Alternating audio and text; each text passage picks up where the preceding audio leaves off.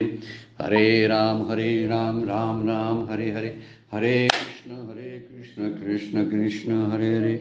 ब्रह्मानन्दं परमसुखदं केवलं ज्ञानमूर्तिं द्वन्द्वातीतं गगनसदृशं तत्त्वमस्यादिलक्ष्यम् एकं नित्यं विमलं अचलं सर्वधी साक्षिभूतं भावातीतं त्रिगुणरहितं सद्गुरुं तं नमामि।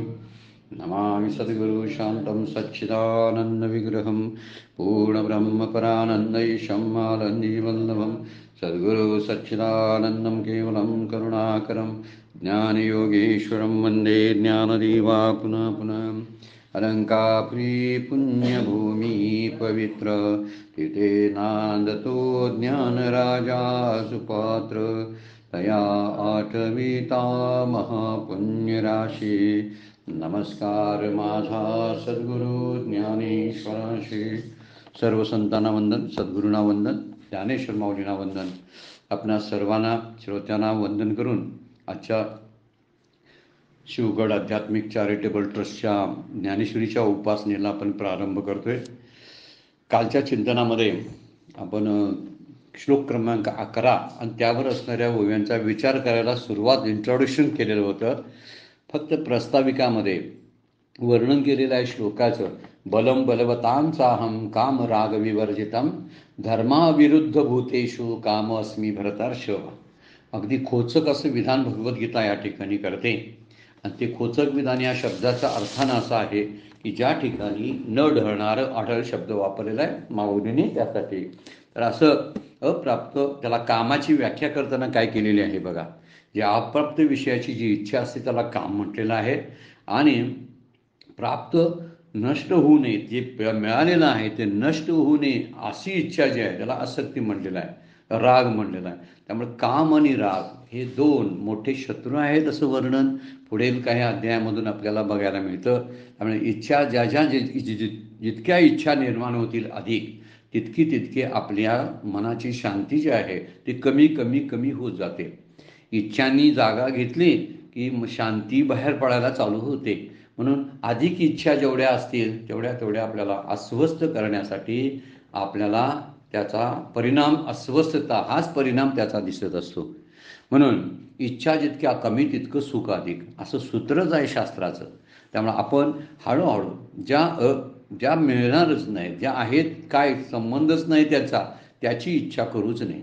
आणि जे मिळणारच आहे त्याची इच्छा करायची काही गरज नाही. दोन गोष्टीचं चिंतन सतत करावं. जे मला प्राप्तच होणार नाही, चंद्र सूर्य ताऱ्यावरती मला चंद्रावरती जायचं आहे तर मला चंद्रावरती जायची इच्छा तर कशाला करू. मला जाणं जमणारच नाही. मग ज्याला मला जमणारच नाही तर त्याची इच्छा मी का करावी. नंबर 2, ज्या गोष्टी मला खरंच आपोआपच प्राप्त होणार आहेत त्याची तरी इच्छा मी का करावी. म्हणजे त्याची इच्छा सोडणं म्हणजे आसक्ती टाकणं. आणि जे कुठल्या अवघड गोष्टी आहेत अशक्यप्राय असणाऱ्या गोष्टींची इच्छा ठेवणं म्हणजे ती सुद्धा कसं आहे कामरूपानं आहे. दोन्ही एका आसक्ती आहे आणि दुसऱ्यामध्ये इच्छा आहे. म्हणजे इच्छा आणि आसक्ती दोन्ही एकसारखेच आहेत. त्यामुळं काम आणि राग म्हणजे कामातूनच राग निर्माण होतो, इच्छेतूनच आसक्ती निर्माण होते. ते आपल्याजवळ असावं, ते कायम राहावं असं जे भोग आहेत त्या भोगांच्या इच्छा ज्या आहेत विषय भोगांच्या इच्छा या कधीच संपत नाहीत. त्यामुळं प्रपंचाला अशक्यप्राय गोष्ट मानलेलं आहे. प्रपंचीची इच्छा पूर्ण करणं ही अशक्य गोष्ट आहे आणि परमार्थाच्या इच्छा पूर्ण करणं ही शक्य गोष्ट आहे. देवाला प्राप्त करून घेणं शक्य आहे आणि अशी उदाहरणं खूप आपल्याला बघायला मिळतात. परंतु प्रपंच प्राप्त झाला आणि प्रपंचामधूनच पूर्णत्व प्राप्त झालं असा एखादाही माणूस एखादीही व्यक्ती आपल्याला दिसत नाही. यावरून लक्षात येतं की प्रपंच अशक्य आहे आणि माणूस अशक्याच्याच मागायला लागतो. आणि अशक्याच्या मागे लागून सुद्धा अशक्य मिळणार नाही हे बहुतेकांना ठाऊक असतं. पण ते अशक्य स्वस्थ बसू देत नाही. तीच आसक्ती आहे. आणि त्या आसक्तीच्या पोटी माणूस शक्य जे आहे ते त्याच्या हातातून निश्चित असतं. परमेश्वराची प्राप्ती ही शक्य आहे. सर्व साधू संत ऋषीमुनींनी आणि जे तत्वदर्शी पुरुष होऊन गेले त्यांनी भगवंताला प्राप्त केले. पण असे आपले आजोबा पंजोबा किंवा समाजातला एखादा माणूस आहे का की तो म्हणतो माझा प्रपंच करून पूर्ण झाला, सगळ्या प्रपंचाच्या गोष्टी मला मिळाल्या. असं कधी म्हणणारा कोण भेटतोय का बघा? नाही भेटत. कारण सगळ्या इच्छा पूर्ण करणं अशक्य आहे. कारण त्याला इच्छा ह्या पराधीन असतात, भोग पराधीन असतात, त्यामुळे त्या पूर्ण करता येत नाहीत. म्हणजे इथं माऊली म्हणतात, काम राग विवर्जित असलेली जी इच्छा आहे किंवा जे बल आहे ते माझं स्वरूप आहे. आणि धर्माला अविरोध न करणारा, धर्माला शास्त्राला मानणारा जो काम आणि इच्छा आहे ते माझं स्वरूप आहे. या दोन गोष्टी त्यामधून सांगायला सुरुवात करतात. आणि माऊली त्याच्यावरती भाष्य करताना म्हणतात, आपण काल त्याची प्रस्तावना पाहिली होती, परत जरासं आठवून बघा. बळया माझी बळ ते मी जाण आढळ, बुद्धिमंती केवळ बुद्धी ते मी. बुद्धिमंताच्यातली बुद्धी जी सात्विक वृत्तीची बुद्धी आणि शुद्ध बुद्धी आहे आणि स्थिर बुद्धी. बुद्धीला कायम 3 शब्द वापरावे लागतात. त्याला स्थितप्रज्ञ शब्द आहे. ती स्थितप्रज्ञांची बुद्धी कशी असते? स्थिर असते, शुद्ध असते, आणि तिसरी गोष्ट काय आहे? स्थिर, शुद्ध असते आणि ती सात्विक असते. अशा सगळ्या गुणांनी युक्त असलेली जी बुद्धी असते, शुद्ध, स्थिर आणि सात्विक वृत्ती जी असते, ती सात्विक वृत्ती ही माझं स्वरूप आहे. त्यामुळं शुद्ध न ढळणारे, कामराग दोषांनी रहित, काम दोषांनी ते विचलित होणारं बळ नसतं. असं बळवंतातलं जे बळ आहे, ती ही ताकद आहे, ती शक्ती आहे. वास्तविक बळ आणि शक्ती याच्यामध्ये फरक आहे. बरं काय? बळ हे आत्मबळ असतं आणि शक्ती ही शरीराशी असते, शरीराशी संबंधित असते, ती शक्ती असते. बळ हे शरीराशी संबंधित नाही, हे मनाशी संबंधित असतं, आत्म्याशी संबंधित असतं. त्यामुळं आत्म्याशी संबंधित असणाऱ्या बळाचं स्वरूप मी आहे. आणि दुसरी गोष्ट काय वर्णन केलेली आहे की कामराग विवर्जित असलेलं किंवा कामरागाच्या दोषांनी विचलित न होणारं जे बळ आहे ते मी आहे. आणि बुद्धी जी आहे, जी शुद्ध धर्मतत्वापासून न ढळणारी, विचलित न होणारी, अशी स्थिर झालेली, शुद्ध झालेली आणि भगवंत प्रित्यर्थ वापरलेली बुद्धी, तीच खरी श्रेष्ठ दर्जाची बुद्धी आहे. त्यासाठी 2 उदाहरणं आपण हरिपाठामधली घेतली होती. ज्ञानदेवांच्या हरिपाठामध्ये हरिबुद्धी जपेतो नरदुर्लभ, वाचेशी सुलभ रामकृष्ण, अशी एक ओळ आहे, एक ओवी आहे. आणि दुसरे आहे बुद्धीचे वैभव अन्य नाही दुजे, एकाकीशी राजे सकळ सिद्धी. जी बुद्धी भगवत प्राप्तीसाठी वापरलेली जाते ती शुद्ध, स्थिर आणि सात्विक असते. अशा स्थिर सात्विक बुद्धीचं अधिष्ठान मी आहे. आमच्यासारखी जीवाच्या बुद्धी ज्या ढळणाऱ्या आहेत, सतत सतत सतत अनिश्चित वातावरणात राहणारी जी बुद्धी असते, त्या बुद्धीला भगवंताचं अधिष्ठान नाहीच. खरं अधिष्ठान कुणाला आहे? जी न ढळणारी, न विचलित होणारी जी बुद्धी आहे, त्या बुद्धीला जे बल कामना आणि आसक्तीने युक्त असतं, काल आपण विचार केला, त्यामध्ये अहंकार असतो, त्यामध्ये अहंकार निर्माण करणारीची गोष्ट त्यामध्ये असते, त्यामध्ये दुराग्रह असतो, त्यामध्ये हट्ट असतो. ज्या बलामध्ये कामना आणि आसक्ती असते, त्यांना काहीतरी मिळवायचं असतं, स्वार्थ असतो, म्हणून आपल्या बळाचा वापर ते करत असतात. मग ह्या बळाला, हे बळ जे आहे ते भगवंताचं बळ नाही म्हणतात. बलवंताचं बल मी आहे. म्हणजे कोणत्या बलवंताचं? जे दुराग्रह रहित, हट्ट रहित, अहंकार रहित असणारं जे बळ आहे ते बळ माझं आहे. त्यात पद या अशा काम आणि राग सहित असणारी जी बुद्धी किंवा जे बळ आहे ते बळ पद किंवा ऐश्वर्याचा अभिमान बाळगत असतं. आपल्या पदाच्या, जोपर्यंत आपण पदावर आहोत तोपर्यंत इतरांची नुकसान कसं करायचं यामध्ये त्यांची बुद्धी सारखी तर्कवितर्क करत असते. कारण जर आपण ह्या पदावरून जर गेलो तर नंतर आपल्याला ह्या पदाचा वापर करता येणार नाही. बरेच अशी मंडळी आहेत की आपल्या पदाचा वापर लोककल्याणासाठी करणारी मंडळी खूप आहेत. पण अशीही काही खूप मंडळी आहेत की ज्याने आपल्या बळाचा वापर लोकांना फसवण्यासाठी, लबाडीसाठी, स्वतःचा स्वार्थ साधण्यासाठी वापरलेले आहे. हे जे बळ आहे हे काम आणि रागानं युक्त असलेलं बळ आहे. म्हणून त्यात मद एक असतो, त्यामध्ये दर्प असतो त्यामध्ये. म्हणून जे बळ मिळाले ते हे आहे ते कामना आसक्तीत आहे. आणि जे कामनाने आसक्ती रहित असलेलं जे बळ आहे ते माझं स्वरूप आहे.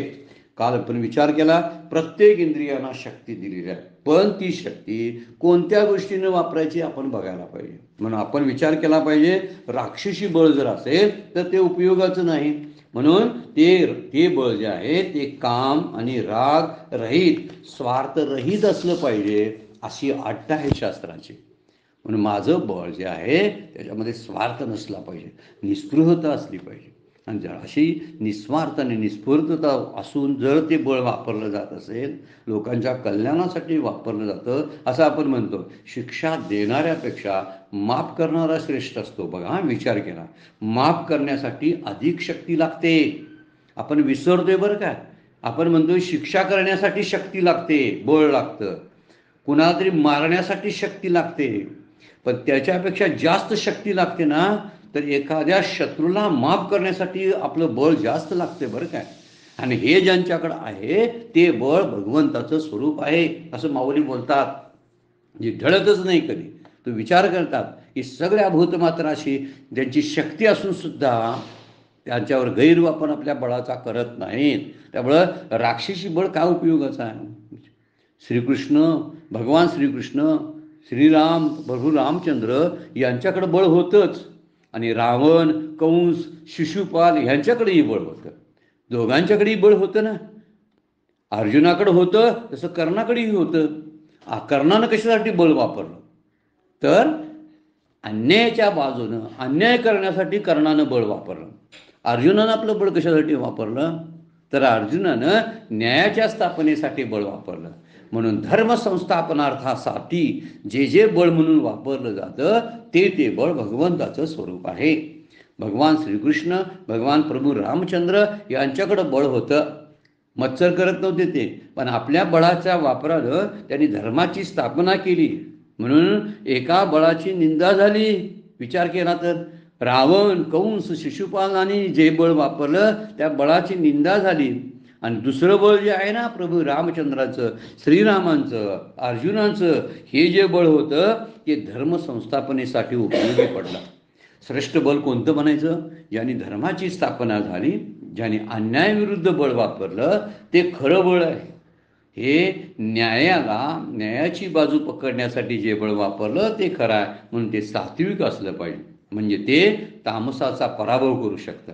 रावणाआधी जे म्हणून होऊन गेले असुर संपत्तीतले लोक होते, तर यांनी आपल्या बळाचा गैरवापर केला.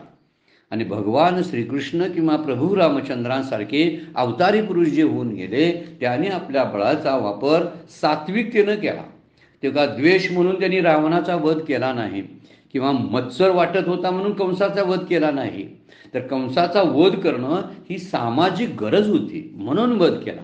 शिशुपालाला मारणं तेपर्यंत 100 अपराध होईपर्यंत थांबणं यासाठी केवढं बळ लागलं असेल बघा भगवान श्रीकृष्णाला. आपल्याला एक जर कोणतरी लाच थोडासा हा पाय लागला तर केवढा राग आपल्याला येत असतो ह्याचा विचार करा. यांनी 99 अपराध सहन केले.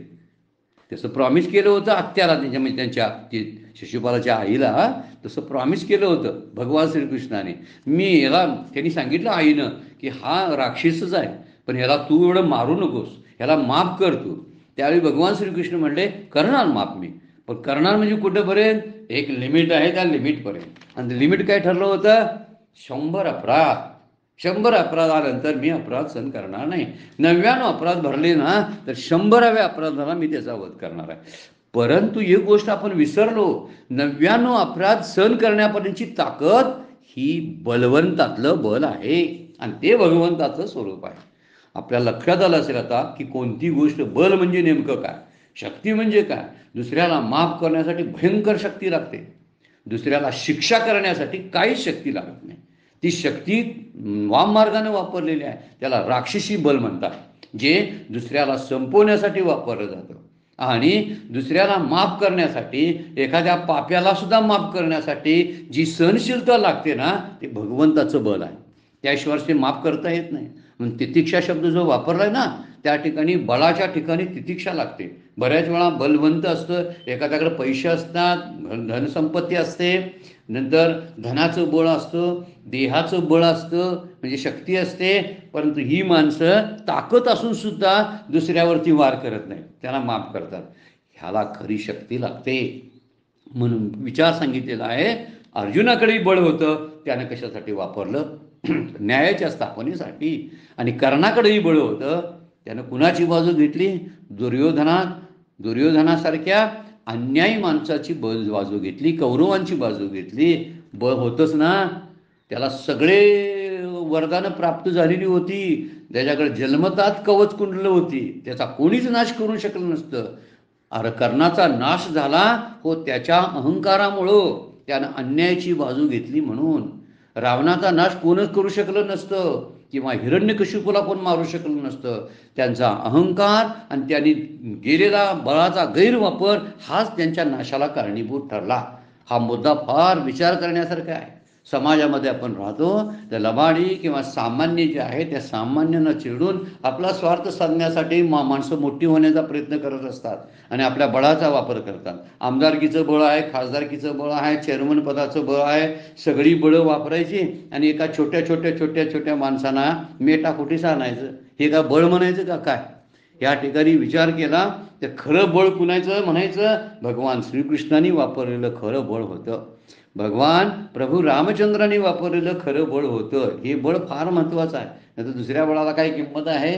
तिचा विचार तोच सांगितला आहे. एका बळाची निंदा झाली, जगाने निंदा केली, अनेक युग त्यांची निंदा करत बसल्या. आजही रावणाला तुच्छ समजलं जातं. वास्तविक त्याच्याकडे काही शक्ती नव्हती अशी नाही, होती. म्हणून ते सात्विक असलं पाहिजे. म्हणून काम आणि रागयुक्त जे आहे या अप्राप्ताची तो अभिलाष धरतो, तो काम आहे. आणि अप्राप्तीच्या प्राप्तीमध्ये आनंद जो आहे तो म्हणजे आसक्ती आहे. ज्या गोष्टी आहेत ना त्याच्यामध्ये भोगामध्ये आनंद वाटायला लागला ना, ती आसक्ती आहे. आणि ज्या गोष्टी आहेत की प्रत्येक गोष्टीची इच्छा ठेवणं हा काम आहे. त्यामुळे विचार करण्यासारखा मुद्दा या श्लोकामध्ये माऊली सांगतात आपल्याला की बळीयांचे बळ ते मी जाण आढळ आणि बुद्धिमंती केवळ बुद्धी ते मी. जी बुद्धी, जी तर्क करणारी किंवा एकाग्र असणारी किंवा सूक्ष्म असणारी जी बुद्धी आहे ती बुद्धी समाजाचं हित करण्याला उपयोगी पडते. असे खूप शास्त्रज्ञ निर्माण झालेत ना. शास्त्रज्ञांनी आईन्स्टाईन, न्यूटन सारखे आपल्याकडे असणाऱ्या आता भारतातले शास्त्रज्ञ जे आहेत त्या शास्त्रज्ञांनी अनेक शोध लावले आणि आपल्या बुद्धीचा वापर केला. आणि त्या बुद्धीद्वारे, त्या शोधाद्वारे लोकांचं जीवन सुसह्य केलं त्यांनी. ही बुद्धी जी आहे ना, ही बुद्धी शास्त्रज्ञांना लाभलेली भगवंताची बुद्धी आहे. फक्त त्यांनी ती मानली पाहिजे. ती मानत नाही. ते म्हणतात माझी बुद्धी आहे. माझी बुद्धी आहे, पण ती भगवंतानं दिलेली बुद्धी आहे. त्याशिवाय असा शोध मोठा लावता येणार नाही त्या बुद्धीतून. अचानकपणे एखादी चांगली गोष्ट आठवत नाही, लोकांच्या कल्याणाचं काय सुचत नाही, ती बुद्धी नव्हे तर ती कुबुद्धी म्हणतात. ही कुवासना जी असते ती कुवासना समाज विघातक असते, समाजाला बुडवणारी असते. म्हणून माऊली म्हणतात की ती बुद्धी, जी बुद्धी बुद्धिमंती केवळ ती बुद्धी मी, जी बुद्धिमानांच्या ठिकाणी स्थिर झालेली आहे, लोककल्याणाचा विचार करतं, ते बळ आणि बुद्धी माझी आहे. फार सुंदर एक सुभाषित आहे, विचार करण्यासारखं आहे. विद्या विवादाय धनमदाय शक्ती परेशान परिपीडनाय खलस्य साधो विपरीमतेत ज्ञानाय दानाय रक्षणाय. अतिशय सुंदर श्लोक आहे बघा, अतिशय सुंदर आहे. मला वाटतं काय त्या ग्रंथाचं नाव आहे त्यातलं घेतलेलं आहे तो श्लोक. विद्या विवादाय धन मदाय, कोणकोणत्या तीन बळ सांगितलेले आहेत.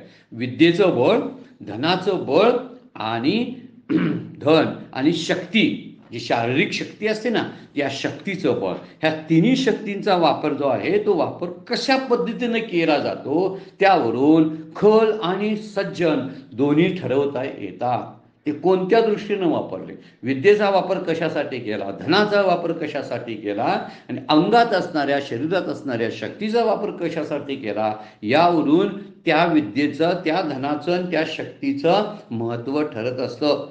सज्जनांची विद्या ही ज्ञानासाठी असते, धन हे दानासाठी असतं आणि बल हे दुसऱ्यांच्या रक्षणासाठी वापरतात. आपल्याकडे जी असणारी जी शक्ती असते ना सज्जन, ती कुणासाठी वापरतात?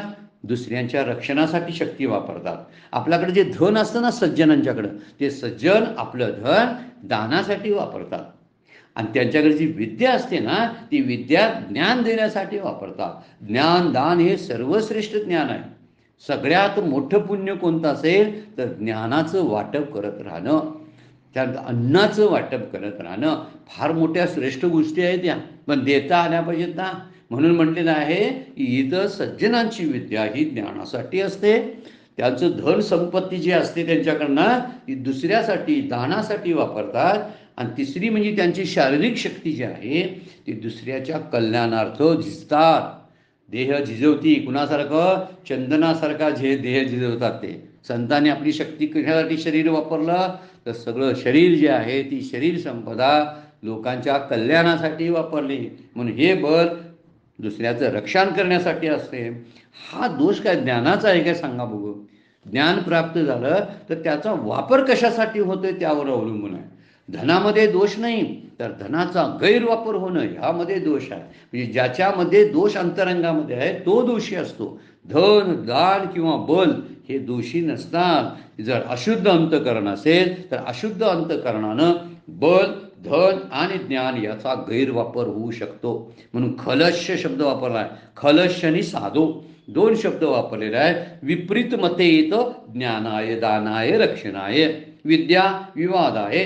ज्यांना अशी एखादी विद्या प्राप्त झालेली असते ना, ती विद्या प्राप्त झाली की दुसऱ्याला हरवण्यासाठी वापरतात, वादविवादासाठी वापरतात आणि म्हणतात तुम्हाला वादात मी कसं जिंकलं बघा, कारण मी शास्त्र पंडित आहे, अभ्यासू आहे. विद्येचा वापर गैरवापर केला म्हणायचा. बरेचसे विद्या चांगले आहे, एका बुद्धी काय कमी आहे काय, खूप बुद्धी असते. म्हणूनच सायबर क्राईम जो घडतो ना आत्ता आपल्याकडं, ह्या लोकांचे पैसे परस्पर ट्रान्सफर करून घेतात बँकेच्या द्वारे. केवढी बुद्धी लागत असेल बघा, केवढं कॅम्प्युटर क्षेत्रातलं त्याला त्या टेक्निशियन त्या ज्ञान असेल बघा.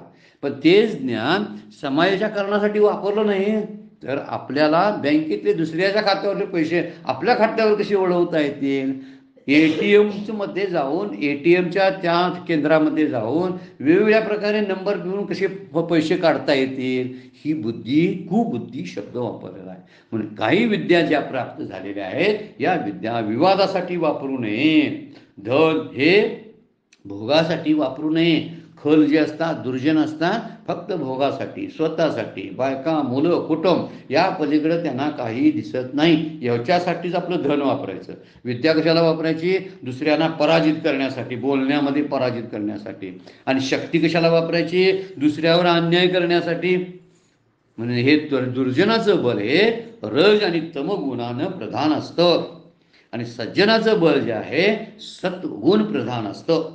ते समाजाला उपयोगी पडतं, त्यामध्ये स्वार्थ नसतो. म्हणून माऊली बोलतात काम राग विवर्जित असणारं बल हे भगवंताचं स्वरूप आहे. पण मलिन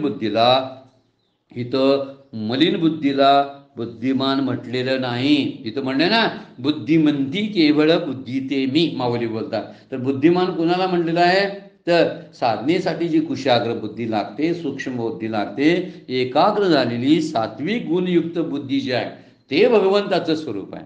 स्थिर झालेली, सूक्ष्म असलेली, एकाग्र होणारी, सत्वगुणयुक्त अशी जी बुद्धी आहे ती भगवंताचं स्वरूप आहे. म्हणून माऊलींनी फार सुंदर असा विचार यामध्ये मांडलेला आहे. बलवंताचं बल हे योग्य ठिकाणी वापरता आलं पाहिजे आणि ते वापरायला ते बळ जर योग्य ठिकाणी वापरलं, ते विचलित न होणारं बळ असेल तरच. कारण बळवंताला जर राग आला, क्रोध आला, राग बघा, क्रोध आला तर तो दुसऱ्याला नाश करू शकतो, कारण त्याच्यात शक्ती असते ना. म्हणून क्रोध नसलेलं बळ आहे ते.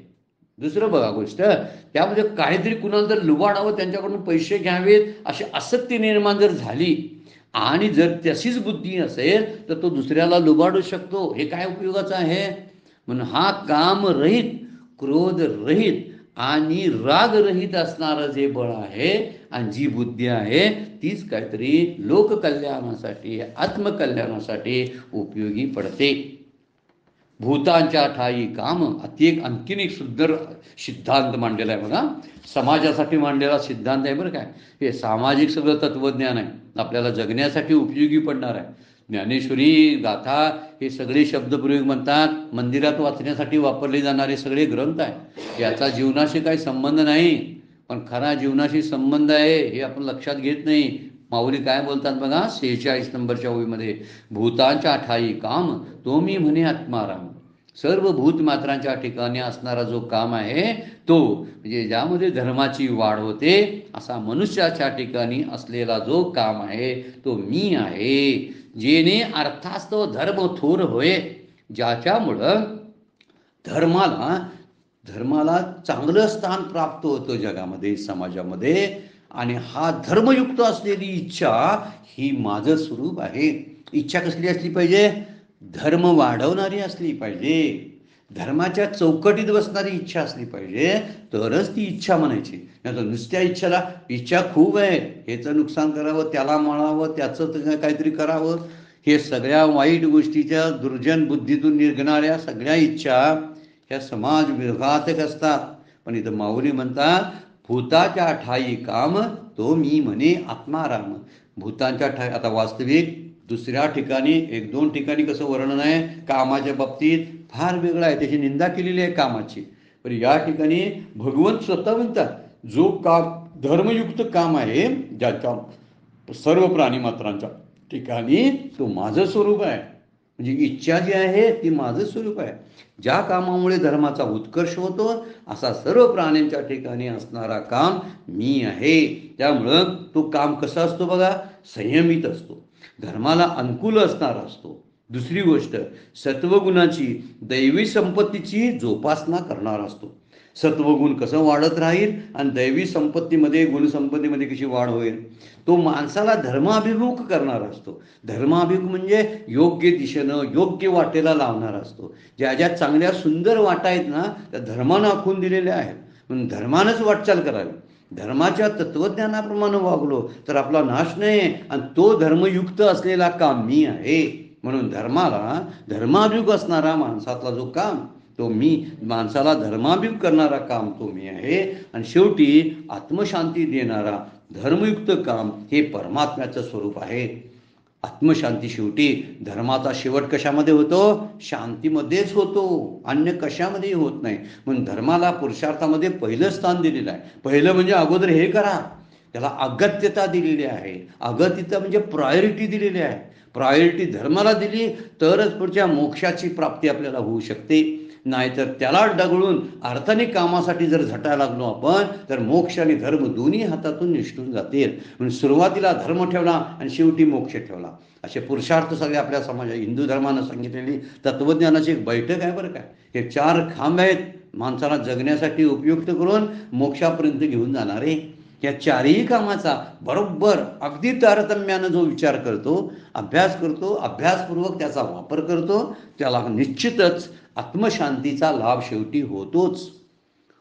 द्रौपदीचं आणि युधिष्ठिर धर्मराजांचं बोलणं चालू आहे. ती काय म्हणते द्रौपदी, आत्ता आम्ही 12 वर्ष झालं वनवासामध्ये आहोत, 1 वर्ष आता अज्ञातवासामध्ये जाणार आहोत. आम्ही धर्माप्रमाणे वागलो, आम्ही नीतीप्रमाणे वागलो, आणि धर्म आणि नीती बाळगून सुद्धा आमच्या वाट्याला दुःख आलं. आणि तो बघा दुर्योधन, ते कौरव बघा, अधर्मानं, अनीतीनं, अन्यायानं वागतात आणि राजभोग सुखाचा वैभवात ते लोळत आहेत. काय हे कसं आहे? हेच धर्माचं फळ काय? त्यावेळी युधिष्ठिर शांतपणे म्हणाले, द्रौपदी, धर्माचं फळ हे ऐहिक संपत्ती नाही, ऐहिक राजवैभव आणि भोग नाही. धर्माचं फळ शांती आहे, आणि ते आम्हाला प्राप्त झालंय. ते राजवैभवात लोळत असताना सुद्धा अशांत आणि अस्वस्थ आहेत, आणि आम्ही वनवासात असताना सुद्धा शांतीचा अनुभव घेत असतो. हेच धर्माचं खरं फळ आहे.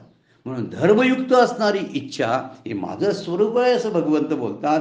काय किती तारतम्यानं बोलतात बघा, केवढं मोठं तारतम्य. आपण म्हणतो चुकलेत का? काय काम येश, क्रोध येश, रजोगुण, समद्वा आणि महापापमान, वैरी शब्द केवढे वापरल्यात त्या कामाला. केवढा मोठा वैरीने खादाड आहे म्हणून सांगितलेला आहे. आणि त्याच कामाला आपण म्हणतोय भगवंत चुकलेत की काय, मागचं विसरलेत की काय, असे एकदा म्हटले होते, ते विसरले वाटते.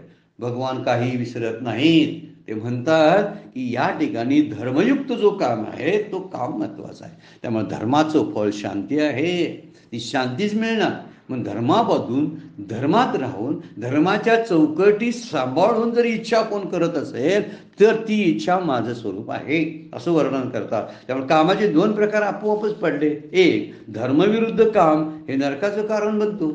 धर्माच्या विरुद्ध जी इच्छा आहे, धर्मानं मान्य केलेली इच्छा नाही बरं काय, ती इच्छा नरकाकडेच घेऊन जाणार आहे. आणि धर्मधारणा करून देणारा जो काम आहे, जी इच्छा आहे, म्हणजे धर्माच्या चौकटीत राहून जी इच्छा केली जाते ती शांतीमध्ये परावर्तित होत असते. फार सुंदर आहे विचार बरं काय. आपण याच्यावर खूप चिंतन करावं. म्हणजे धर्मानं जर वागायला लागलो आपण ना, तर कुठल्याही पोलीस स्टेशन आणि कोर्टांची, वकिलांची आणि कशाचीच गरज पडणार नाही. रस्त्याला आम्हाला थांबवायला आणि आम्हाला संयमित करायला दुसरे कंट्रोलर नेमायला लागतात. त्याचं कारण आहे, आम्ही धर्माचं तत्वज्ञान डावललं म्हणून आम्हाला शिक्षा देणारा कोणतरी कोर्ट असावं लागतं, आम्हाला पकडून नेणारं कोणतरी पोलीस स्टेशन असावं लागतं. त्याचं कारण आहे, आम्ही धर्माला किंमतच दिली नाही, हेच त्याचं मुख्य कारण आहे. म्हणून धर्मधारणा करून देणारा जो आहे, शांती प्रदान करून देणारा एक काम, तो माझं स्वरूप आहे.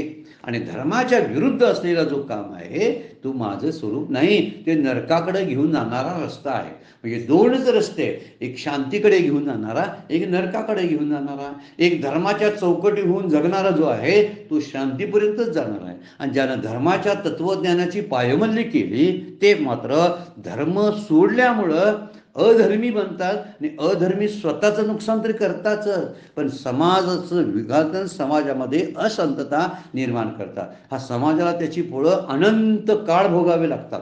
ज्यांनी मोठ्या लोकांनी धर्म सोडला अशा लोकांच्या कृत्यामुळं अनंत काळ समाजाला त्याची फळं भोगावी लागतात. म्हणून सामान्याने एखादी केलेली जी चूक असते ना, ती चूक त्याला फळ मिळत असतं, त्याला त्याचा त्रास होतो. पण एखाद्या असामान्य माणसानं केलेली जी मोठी गफलत, धर्माविरुद्ध केलेलं कृत्य जे असतं त्याची सगळी फळं समस्त त्या संसाराला, समस्त समाजाला भोगावे लागतात. समाजाचा विचार करणं फार गरजेचं आहे. आपण स्वतःपुरता विचार करतो म्हणून देव आपल्याला बाजूला पडतो. समाज माझ्यापासून वेगळा नाही, कारण देवापासून समाज वेगळा नाही. मी देवाचा भक्त असेल तर मी समाजाचा सुद्धा भक्त असला पाहिजे. समाजामध्ये शांती, नीती, धर्मयुक्त राज्य राहावं यासाठी माझ्या वतीने मी प्रयत्न करावे. मला घाण रस्त्याची काढायला कोण सांगत नाही बरं काय, पण घाण करू नका ना, हे तरी धर्माचं काम आहे. धर्माचं काम काय आहे? घाण, अस्वच्छता करू नका, एवढं धर्माचं काम आहे.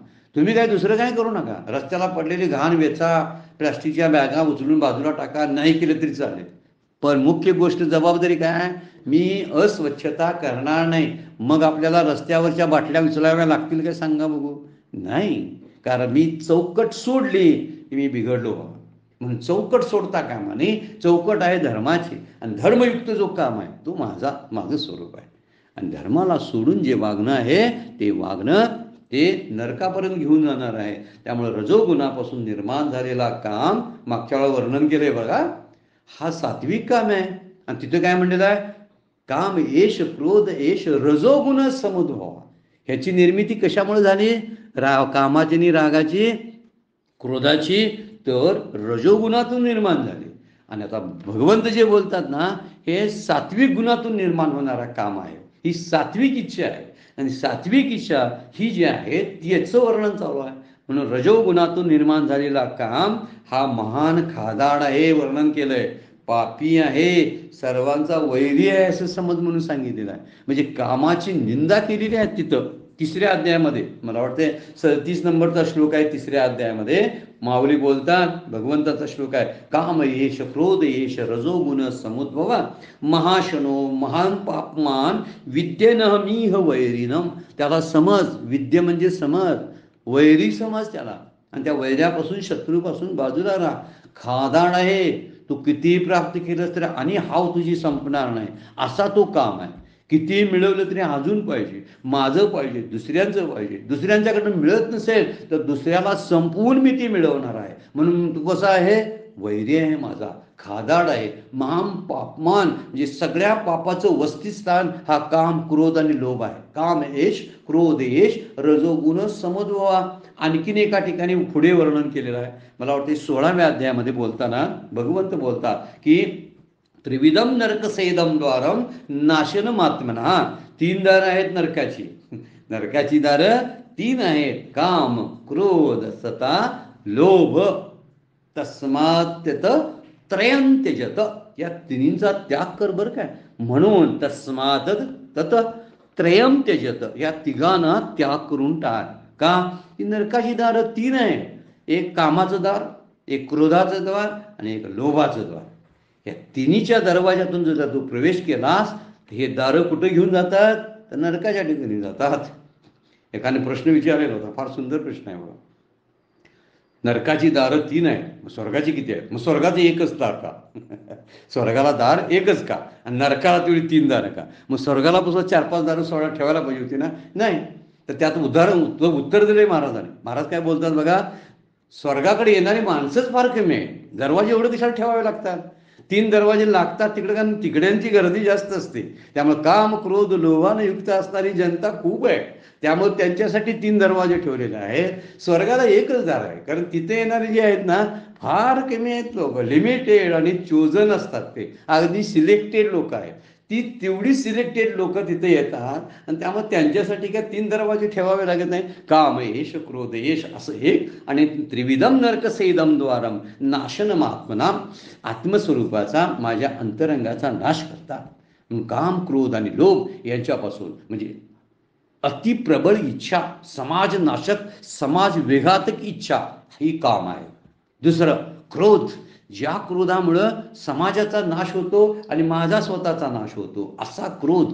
आणि तिसरी गोष्ट लोभ, ज्यामुळं समाजातली सगळ्या संपत्ती, त्या संपत्तीचं मालक व्हावं वाटतंय, असा लोभ हा विघातक आहे. तोच नरकाचं द्वार आहे असं वर्णन केलेलं आहे. त्यामुळे धर्माच्या कार्यात अडथळा न आणणारी, अशी समाजशांती भंग न करणारी आणि परपीडारहित इच्छा जी आहे ती माझं स्वरूप आहे. काय करते इच्छा? जी समाजाच्या, धर्माच्या कार्यात अडथळा आणत नाही, उलट धर्माला पोषक अशी माझी इच्छा आहे. 2 नंबर, ती समाज शांती भंग करत नाही, समाजामध्ये शांती राहावी असंच वर्तन तो करणार आहे. आणि तिसरी गोष्ट, तो परपीडा कुणालाही करत नाही, अशी इच्छा जी आहे ते काम, ती माझं स्वरूप आहे. आणि अनियंत्रित भोगासाठी वापरलेला काम धर्माच्या विरुद्ध असतो आणि तो मनुष्याला नुकसान पोचवतो. आणि शास्त्रविद्या जी, शास्त्राच्या विरोधात असणारी इच्छा जी असते, ती इच्छा निश्चितच त्याच्या पतनाला कारणीभूत ठरत असते. म्हणून कुठं राहायचं? चौकटीत राहायचं, ट्रॅक सोडायचं नाही. ट्रॅक कोणता आहे माहिती आहे का? शास्त्रानं आपण दिलेली सगळी बैठक आहे, शास्त्रांची संहिता आहे, त्या संहिताप्रमाणे मार्गक्रम करणारा जो आहे त्याला रस्त्यात अडथळे फार कमी. प्रारब्धाचं असले भोग, तर ते भोगायची ताकद धर्मच देतो आपल्याला. त्यामुळे धर्मात युक्त असलेला, धर्माला अविरोध असलेला जो काम आहे, तो काम माझं स्वरूप आहे. म्हणून विचार केलेला आहे. लग्न लावलं जातं, प्रजोत्पत्ती करणं हेच धर्माचं फक्त उद्दिष्ट आहे. प्रजोत्पत्तीनंतर ब्रह्मचर्य पाळावं म्हणतात. आता हे सगळं कुठं जमलेलं आहे? हे धर्माची खरी चौकट आहे. धर्मानं सांगितलंय मात्र, तुला काम भोगायचा आहे तर तो प्रजोत्पत्तीसाठी भोग, बाकी काही करायचं नाही. हे दुसरा मुद्दाच नाही. त्यामुळं विधीनं जेवढं सांगितलंय, विधिवत आहे तेवढं पाळ. विधी ते पाळी, निषेधाते घाळी, मज देऊनी झाळी, कर्म फळे. माऊलींची भाषाच आहे. माऊली बोलतात, विधी ते पाळी, निषेधाते घाळी. जेवढं म्हणून टाकावं. आणि निषेध कोणत्या गोष्टीचा केला?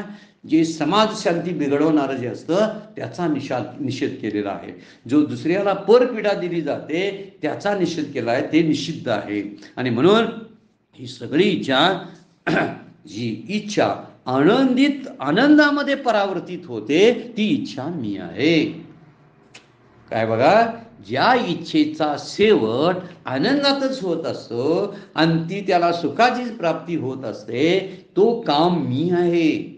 वास्तविक किती अवघड भाषा आहे विचार केला तर, पण सवलत पण दिलेली आहे. माझ्याकडे काम नावाचा एक माझा दोष आहे, स्थायी स्वभावातलाच दोष आहे, तो जाणारच नाही. मग काम भोगायचं असेल तर कसा भोगायचा? आता काम म्हणजे अधिक खाण्याची इच्छा झाली. अधिक खाण्याची इच्छा माझ्या नाश्त्यासाठी कारणीभूत आहे का नाही? आहे.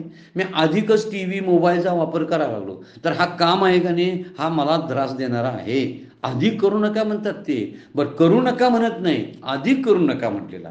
आणि जे प्रॉपर धर्मयुक्त आहे, मर्यादित आहे, नियंत्रित आणि संयमित होऊन केलं जातं, त्या कामाचा स्वरूप मी आहे. म्हणून अधर्मामध्ये विचार केला, धर्मामध्ये शांती आहे, धर्मामध्ये तृप्ती आणि समाधान आहे. त्याच्या उलट आहे बघा, अधार्मिकतेमध्ये असमाधान आहे, अतृप्ती आहे, सारखी वखवक असते. धर्मयुक्त नसलेली माणसं जी असतात ना, त्यांना सगळ्यांचं ओढावं, हे पाहिजे ते पाहावं, त्याला संपवावं, माझ्या मार्गात येत असेल तर त्याला संपवणं, त्यासाठी अहंकार बाहेर काढायचा आणि ध्येय जाणण्यासाठी अनुकूल असणारी इच्छा जी आहे ती निश्चितच भगवंताचं स्वरूप आहे. पण अधर्मामध्ये अतृप्ती आहे, असमाधान आहे. म्हणून अर्थ काम धर्माला सोडून जोडून भोगावा, म्हणजे मोक्षाकडे जाता येतं. काय केलं पाहिजे? धर्मानं म्हणजे अर्थ आणि काम मध्ये ठेवलेले आहेत. 4 पुरुषार्थ सांगितलेत बघा, धर्म, अर्थ, काम आणि मोक्ष. धर्म आणि मोक्ष दोन्ही टोकाला 2 आहेत. म्हणून विचार केलेला आहे, धर्मानं युक्त होऊन तू अर्थ भोग, धर्मानं युक्त होऊन तू कामाचा भोग घे. म्हणजे अर्थप्राप्ती करताना जे प्राप्त करायचं आहे प्रापंचिक ऐहिक, ते धर्माच्या चौकटीत राहून कर. जे भोगायच्या इच्छा आहेत त्या सगळ्या इच्छा धर्माच्या चौकटीमध्ये ट्रॅकमध्ये असल्या पाहिजेत. तर असं जर तू केलंस तर निश्चितच 4थ्या टप्प्यामध्ये परम अर्थ असणाऱ्या परमार्थ मोक्षाला प्राप्त होशील. हा शेवटचा पुरुषार्थ सांगितला, त्याला परम अर्थ म्हणलेला. आणि मागचे पण अर्थच आहेत. काम हा अर्थच आहे. अर्थ म्हणजे काय? प्राप्ती. काम आणि अर्थ दोन्ही देते, प्राप्तीचा विचार आहे, पण ऐहिकतेचा विचार त्यामध्ये केलेला आहे. पण ऐहिकता भोगावी, पण समाजाच्या धर्माच्या चौकटीत भोगायला पाहिजे. म्हणून धर्म अविरुद्ध असलेला काम मी आहे. भूतांच्या ठाई काम तो मी म्हणे आत्माराम. जे अर्थास्तव धर्म धरतोर होय, ज्यामुळे खरंच धर्माचा उत्कर्ष होईल, धर्माची स्थापना होईल, धार्मिक तत्वज्ञान रुजलं जाईल समाजामध्ये आणि आपल्याही हृदयामध्ये. असंच वागणं आणि तो वागण्याची इच्छा, तो काम मी आहे, ते बळ मी आहे, ती बुद्धी मी आहे, असं भगवंत बोलतात. फार सुंदर विचार आणि समाजासाठी आणि आपल्या जगण्यासाठी भगवद्गीता आणि ज्ञानेश्वरी आपल्याला पोषक असे विचार देतात. वेळ संपलेली आहे, आपल्याला थांबावं लागतं. आजची सेवा सद्गुरूंच्या चरणी, भगवान ज्ञानेश्वरांच्या चरणी अर्पण करून विराम घेऊया. पुंडलिक वरदारी विठ्ठल श्री ज्ञानदेव तुकाराम.